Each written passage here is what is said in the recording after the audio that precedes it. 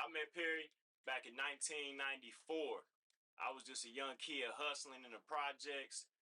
Um, my aunt had moved down there. She used to always have me and my cousin Philip come down there and just chill, hang out with her. And so she was messing with a guy that was down in the projects, Mike Sewell at the time.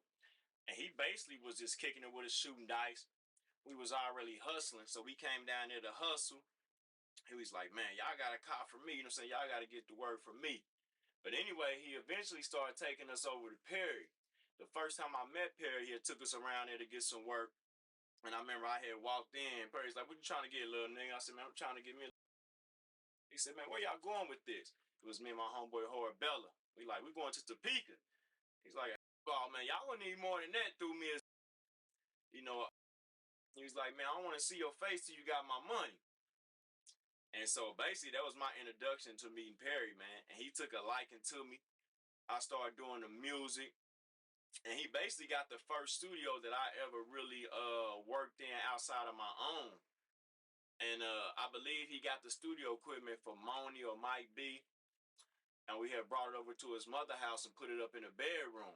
So we used to be right on First Street, right up in the bedroom, right up in Evelyn's house, banging out songs. I think some of the first songs I did out of that apartment was from Jason Waster, you know, and just no gang shit, but that was his name at the time. And he had did some of the first songs, I think, you know, and also my cousin Mike Parker, man, down there holding me down. And Perry just took a liking to me, man. He was like, little dog, I like your style. You're a hustler, you're a go-getter, man. You know, and we became the best of friends. He was like a big brother that I never had. You know, he was one of the first people to take me to a rap concert. The first rap concert that I went to was Ice Cube. And it was at Memorial Hall on 7th Street. And he took me up in there. And it was the most amazing thing I had ever seen, man. It was just like a big brother, you know, taking his little brother to do something, man. And it was just all love. I didn't have to pay for nothing. He looked out for me. He was just giving me game, man. Like basically all the street hustle and everything I know come from that man. You know, as far as how to get money, how to stack it, how to put it up, it all come from Triple P. We had met probably back in 1994. We got our first studio in 1995. He had got a house on 24th Street. And so we was on 24th Street in the basement just knocking out tracks. You know, he was one of the people that always had a big heart.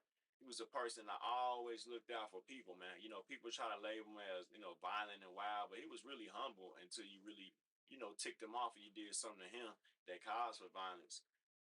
Another story, I remember we was at the skating rink one time, man. We was in a brown Jetta. He had copped this brown Jetta. And we was leaving. This guy had hit the back of the Jetta. Boom. He stopped the car, get out, pull out the sword. Like, what's up? I'm like, Pete, chill, man. He just, you know, he barely touched it. He looked at it, it was a little scratch, you know, so he wasn't tripping. But yeah, he's definitely my big brother, man. Definitely a mentor. You know, we used to spend many nights, man, in projects on First Street, just hanging out 2, 3 in the morning. You know, I remember one time it was a shootout in the projects, man. They came through dumping. My nigga Perry ran and grabbed the arsenal, man. He's passing out vests. He had about 6 vests, man. Put this on. You put that on. Grab this. You know, we was out there preparing for war. Mike Parker was definitely a person that was holding me down the projects, man. Introduced me to everybody. He was already down there holding it down. And it just became like a family thing, man. You know, we was, like I say, we'd be on the block to 2, 3 in the morning, getting it in. I mean, we threw a party at the Northeast Creative Center, man. Nigga Perry came down there in the green wagon, hitting the switches, 3-wheel motion, everything. So he was always a go-getter, man. Always somebody that definitely was a mentor. Always somebody that definitely was ahead of the curve when it came to hustling. He was one of the first people I seen probably with 30 grand, you know, cold cash.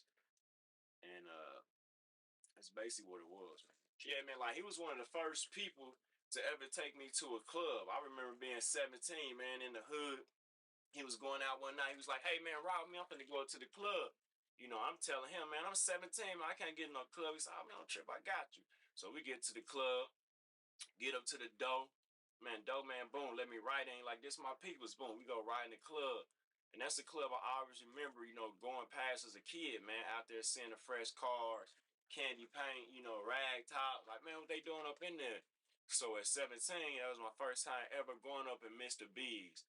And for those that probably don't remember Mr. B's, it was right on 22nd and Quindurl. right on the corner, man, yellow building. And so, that was my first introduction to the club was with Perry.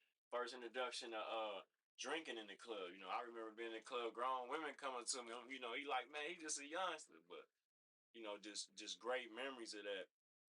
And Perry was always a go getter, man. Like he was always a person that was about getting money, man. Every day he was focused on hustling and just getting it in. But he had went to the feds probably in, I don't know, I'm gonna say 96, 97, somewhere in there. He had caught a federal charge on a sales case, man. Nigga told on him, man, he got 7 years. And I had talked to him a few times when he was gone. But when he got out, it's kind of like we had reconnected. And I was going back and forth from Minnesota to Kansas City. I had seen him a few times. Every time I went in town, we go out, have a drink, shoot to the firelight, me, him, filthy, turn up, chop it up.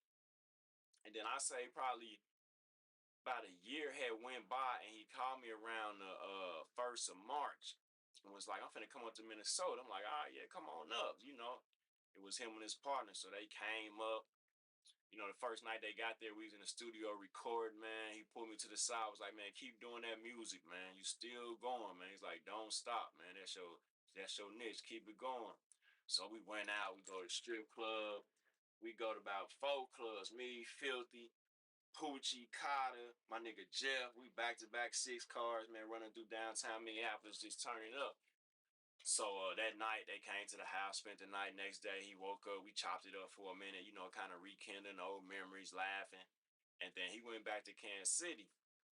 About a month go by, and my mom's called me and was like, Perry's sick. He ain't doing too good. You probably want to call Evelyn and talk to him. He's over at Evelyn's house. So I called and we chopped it up. And I said, well, I'm going to come down there because I didn't know the severity of it. I didn't know how, bad it was. I just thought, he was just going through something because they really wasn't releasing that much information on it. And so she called me again, probably like maybe 2 weeks later, like, you need to come down here.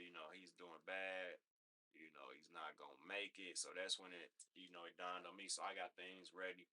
Shot down in Kansas City on my birthday. I never forget. It was May 19th.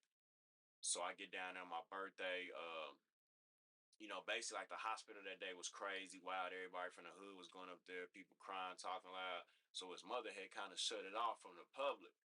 So they called me like, yeah, you can go up there, everything good. I talked to Evelyn. And so I went up to KU Medical Center to see him. And I'll never forget that when I walked in the room, it was just that sense of, damn, this the big homie. And if anybody knew Perry at that time when he was healthy, he probably was like 240 pounds. He was a big dude. And when I seen him, man, he had just lost so much weight. It was definitely life changing. It was a life changing situation when I walked in my hospital room. But he was still in good spirit, man. He fought to the end. And I never forget when I walked in, they had Vampire in Brooklyn on the Eddie Murphy movie. And I remember him looking at the TV saying, man, they got that old ass shit on. And we started laughing, man. And, that was like one of the last laughs I had with the big homie, man. And I stayed in the room, we chopped it up, and I just spent time with him because I knew, it was basically all bad. And so I had wanted to spend them last moments with him. And so, that was the last time I seen him. He eventually went to sleep because, like I say, he was medicated. He went to sleep and just was, chilling. And I left, man. And that was the last time I seen Big Homie. And then my mom called and told me he had passed away. Was I coming to the funeral? And I was like, I can't go to the funeral. I had just seen him live, and I can't see him dead because he ain't dead in my heart. He gonna live forever. He showed me everything I know as far as being in the streets. Like the big brother I never had. And so he will always be missed. RIP to the big homie Perry from your boy Josie Wells. See you when I get there.